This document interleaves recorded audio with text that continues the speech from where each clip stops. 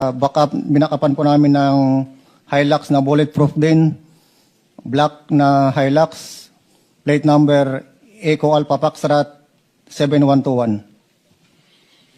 Para kanino naman yung dinala ninyo? Ang narinig ko po nun, sir, para kay President Marcos, sir. So pumunta na tayo do sa puntong kanino ba kayo nagtrabaho? I'm addressing this question, Mr. President, to the 18 ex-soldiers. Sa nakarang 3 taon, kanino kayo naglingkod? Kay dating, Your Honor, good morning. Nagtrabaho po kami kay dating Congressman Elizalde Esco, Your Honor. Kayong lahat po ay nagtrabaho sa ano pong kaparaanan? Ano po ang mga function ninyo? Ano po ang inyong gawain? Anong obligasyon ninyo sa pagtatrabaho nyo kay dating Congressman Saldico? Nagtrabaho po kami bilang driver bodyguard, at the same time, basurero po, Your Honor. Pwedeng bago kayo magsalita, pakibanggit para ma-record po yung kompleto ninyong pangalan at pagkakilanlan. Your Honor, ako po si Johnny Buduan po, Your Honor. Sige, pagpatuloy mo na. Ako po ay nakapagtrabaho kay dating Congressman Saldico, 7 years and 1 month po, Your Honor. At yung pinakamatagal po sa amin is 9 years po. Kanina pong tinanong ko kayo kung sino-sino sa inyo ang nagdadala ng maletang pera na aking nabasa sa inyong pinagsama-samang salaysay. Halos kayong lahat ay nagtaas ng kamay. Pwede ko bang itanong sa inyo, dahil nabasa ko rito, dinescribe pa ninyo ang laman ng bawat maleta. Meron kayong sinabing maliit na maleta, meron kayong sinabing na medium na maleta, at isang large na maleta. Pwede ba niyong ulitin dito sa pagdinig? Gaano ba ang laman nung tinatawag niyong small? Yung small, Your Honor, is naglalaman po ng 20 to 25 million. Pesos? Pesos po, Your Honor. Yung medium? Yung medium po is 40 to 50. Then yung large po, 50 to 70 po. Paano nyo naman nagawang i-estimate? Paano nyo ano ba yung estimate sa Tagalog? Paano nyo natansya? Na between 20 to 25 o 40 to 42 or 50 to 60?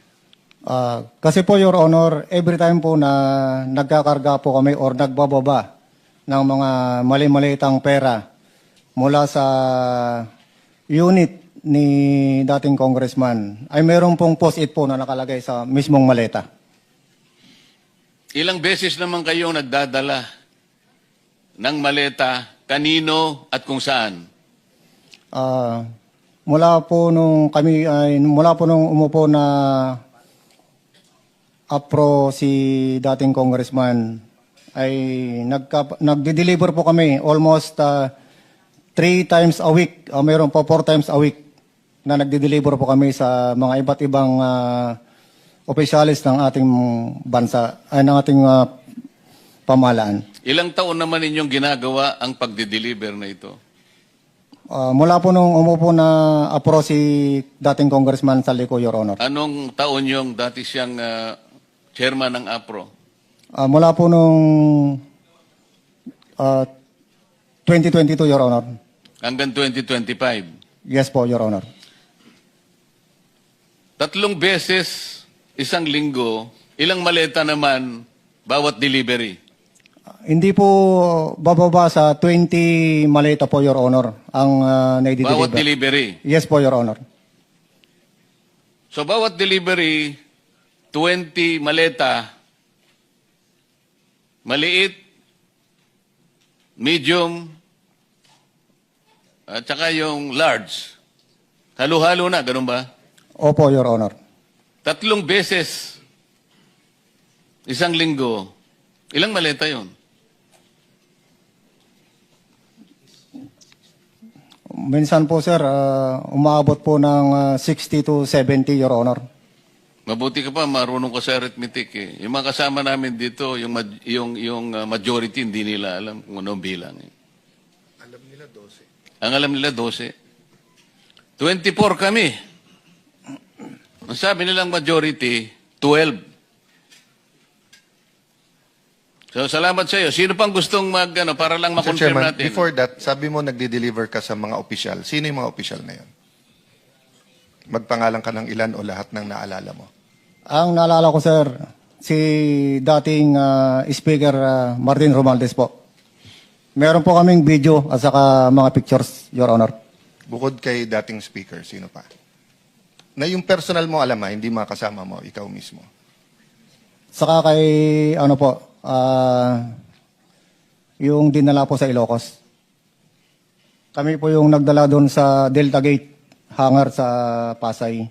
Yung 5 maleta po na dinala doon sa Ilocos. Na dinala ni Sergeant Tobe at saka ni Boss Saldi. Ikinarga po namin sa Lexus na bulletproof. Plate number NFX 8886. At saka binakapan po namin ng Hilux na bulletproof din. Black na Hilux. Plate number Eco Alpha Foxtrot 7121. Para kanino naman yung dinala ninyo? Ang narinig ko po nun, sir, ay para kay President Marcos, sir. Narinig mo lang. Baka naman hindi totoo yung... Kasi nandun ka ba nung i-deliver? Kami po kasi yung nagdala doon sa Delta Gate, sir. At si Sergeant Tobe po ang kasama ni Boss Saldi na pumunta doon sa Ilocos. Kasama nyo si Congressman Saldico nung mag-deliver kayo? Kami po yung nagdala, sir, sa Delta Gate. Then sila Sergeant Tobe at saka ni Boss Saldi ang nagdala po doon sa Ilocos. Mr. Chair, saan sa Ilocos? Your Honor, ako po si Belnard Tube. Sa Paway po, Your Honor. Yung dalawa kayo, pumuntang Ilocos? Yes Yung may po. mga retrato pa ng eroplano? Yung nag-receive lang po kung sino po doon sa Paway po nag-receive po. Alam niyo yung address o yung bahay, kahit barangay lamang? Your Honor, hindi po kasi gabi po kami dumating ni Kong Saldi doon sa area po. Pero kasama ko po si Kong Saldi. Alam niya po yung kung ano po yung exact address nun. Anong itsura?